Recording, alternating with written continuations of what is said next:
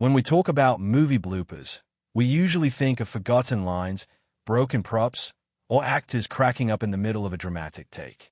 These mistakes are usually caught in the editing room, swept under the rug, and eventually relegated to the Blu-ray special features as a gag reel. But every once in a while, a mistake is so perfectly timed, so organically bizarre, that a director makes a conscious choice to leave it in. And then there is the rarest category of all, a blooper so massive, so glaringly obvious once you know it is there, that it's somehow hid in plain sight for half a century. We are talking about Mel Brooks' 1974 masterpiece, Blazing Saddles, a film that redefined comedy, broke every rule of censorship, and accidentally captured a moment of pure, unscripted reality right in the middle of the most chaotic climax in film history. To understand how this massive error slipped through the cracks, we have to look at the environment that birthed this film, the deleted scenes that pushed the boundaries too far, the casting disasters that nearly derailed the production, the studio executive who tried to bury it, and ultimately, the accidental genius of a man in a sweater who just wanted to get to his car. To truly appreciate the madness of Blazing Saddles, you have to transport yourself back to the cultural landscape of 1974. America was a pressure cooker. The Vietnam War had ended not with a victory parade, but with a humiliating evacuation that left the country deeply divided and disillusioned. The Watergate scandal was dominating the headlines, unraveling the presidency of Richard Nixon and shattering whatever fragile trust the American public still had in its institutions. The civil rights movement had achieved landmark legislative victories, but the reality on the ground was far different. Systemic racism was still deeply woven into the fabric of American society, and Hollywood was no exception. In the cinematic landscape of the time, the Western was a sacred genre. It was a mythos of America itself, portraying rugged, stoic white men bringing civilization to the untamed frontier. Minorities were relegated to background roles, silent stereotypes, or targets for the hero's rifle. Mel Brooks looked at this legacy and decided to detonate it. Blazing Saddles was never designed to be just a spoof. It was a guided missile aimed directly at the heart of American hypocrisy. The plot centers on a corrupt politician named Hedley Lamar, who hatches a plan to drive the townspeople of Rock Ridge out of their homes to make way for a railroad. His weapon of choice is racial panic. He convinces a weak-willed governor to appoint a black sheriff, fully expecting the racist townsfolk to either flee in terror or lynch the poor man on the spot. Instead, they get Sheriff Bart, played with effortless, unflappable cool by Cleavon Little. Bart is smarter, quicker, and more dignified than every white character in the film combined. He uses their prejudice against them, disarming their hatred by simply refusing to play the victim. The film used the N-word not to degrade, but to strip the word of its power by exposing the sheer idiocy of the people using it. It was a dangerous, high-wire act, and it required a very specific type of madness to pull it off. That madness was fueled by an unlikely partnership. Mel Brooks co-wrote the script with Richard Pryor, who was at the time the most dangerous and brilliant comedian in America. Pryor's voice is all over the script, providing the sharp, biting edges that keep the satire from feeling like a lecture. Originally, Pryor was slated to play the lead role of Bart. He had the charisma, the edge, and the lived experience to bring the character to life in a way no one else could. But the studio, in a move of institutional cowardice that would inadvertently change cinema history, refused to cast him. Warner Brothers cited Pryor's well-documented struggles with substance abuse and his recent arrest for drug possession. In the rigid, insurance-driven machinery of 1970s Hollywood, Pryor was deemed an insurable liability. Behind closed doors, executives crudely dismissed him as a known risk, effectively blacklisting him from starring in the very movie he helped create. This catastrophic casting setback forced Brooks to pivot, leading him to Cleavon Little. Little was a classically trained Broadway actor, a stark contrast to Pryor's raw, improvisational fire. Where Pryor would have played Bart with a smoldering, unpredictable intensity, Little played him with a polished, almost aristocratic detachment. Little's Bart doesn't yell, he smiles. He doesn't fight with his fists. He fights with his vocabulary and his absolute refusal to be intimidated. It turned out to be a stroke of accidental genius. Little's theatrical background gave the satire a veneer of high art, making the filthy jokes and racial slurs land with even more jarring impact because they were delivered with the precision of a Shakespearean actor. The casting disasters did not stop with the lead role.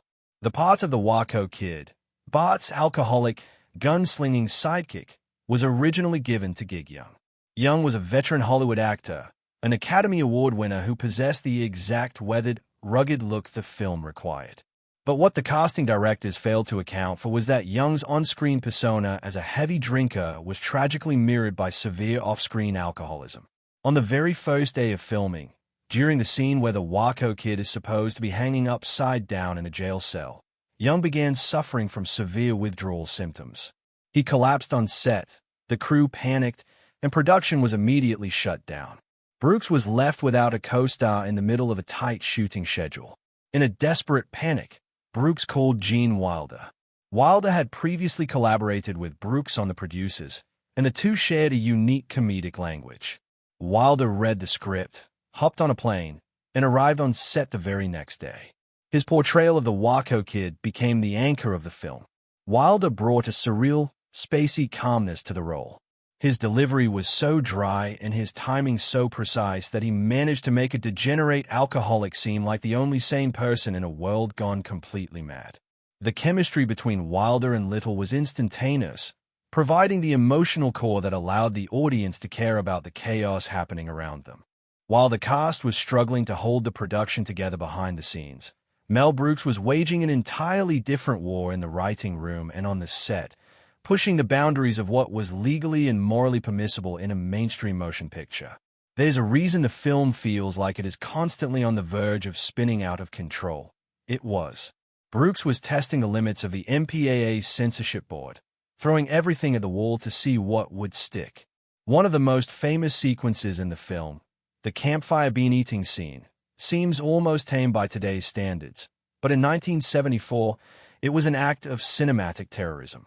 For decades, the Hays Code and subsequent censorship guidelines had strictly prohibited any depiction of bodily functions. The Western hero was sacred. He did not fart. Brooks knew this, and he weaponized it. When the scene was initially screened for executives, they were horrified. They demanded it be cut, calling it vulgar and beneath the dignity of Warner Brothers. Brooks not only refused to cut it, but after the first test screening, he actually went back into the editing room and added more flatulent sound effects. Why? Because the audience was laughing so hard during the initial farts that they were drowning out the punchlines at the end of the scene. Brooks understood that this was not just toilet humor, it was the total demolition of the American mythos. By showing cowboys sitting around a fire, eating beans, and audibly passing gas, he was reducing the romanticized, stoic gunslinger to a sweaty, biological human being. It was a hilarious, disgusting equalizer. But Brooks' desire to push the envelope went far beyond bodily functions.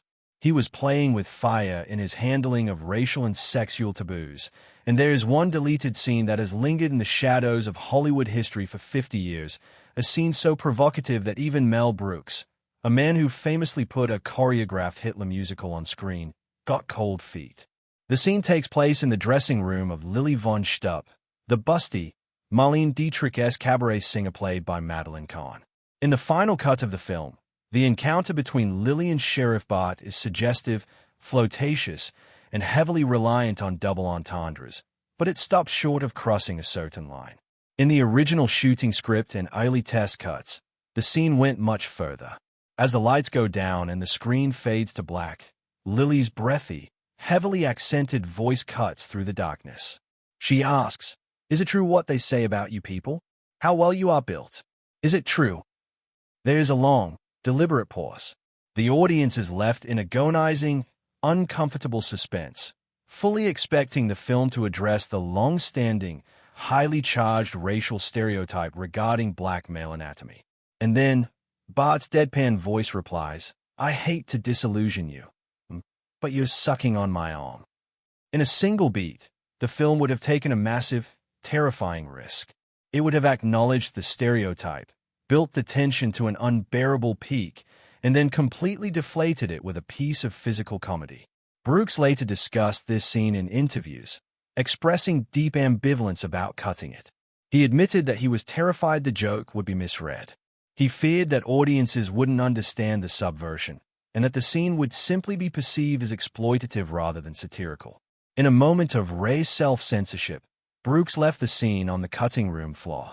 He later confessed that perhaps he had overcorrected, and that in his effort to protect the film's legacy, he may have robbed it of its boldest comedic moment. This constant tension between chaos and control was not just limited to the script. It defined the entire filming process. Brooks operated on a philosophy of orchestrated anarchy. He believed that comedy died the moment a director became too precious about the script. He encouraged his actors to improvise, to break character, and to react naturally to the absurdity around them. Harvey Korman, playing the villainous Hedley Lamarr, treated the role with the theatrical seriousness of a Shakespearean tragedy, which made his interactions with the lowbrow chaos around him infinitely funnier. Alex Karras, a former NFL defensive tackle with zero acting experience, was cast as the brute Mongo. Karras delivered lines like "Mongo only pawn in game of life" with such genuine, unpolished confusion that it elevated the character from a simple thug to an accidental philosopher. Even the music was subjected to Brooks' deceptive irony. For the opening theme song, Brooks hired Frankie Laine, a legendary, gravelly-voiced balladeer famous for singing the themes to Rawhide and High Noon. Laine was brought into the studio and told to sing the song with absolute, heartbreaking sincerity. Brooks intentionally kept the true nature of the film a secret from him. As a result, Laine pours his soul into lyrics about riding through the mirage and camping out all night, completely unaware that he is singing the theme song to a movie where a man punches a horse. The dissonance between Laine's serious, emotional delivery and the absurdity of the film is one of its greatest comedic achievements. And then there is the surreal, brilliant sequence where Bart is attacked by a group of Native Americans, only for the scene to abruptly shift when the chief starts speaking. The chief, played by Brooks himself, doesn't speak Apache or Sioux. He speaks fluent Yiddish. The warriors around him nod in agreement, muttering phrases like Shabbos. It is a jarring, anachronistic moment that stops the narrative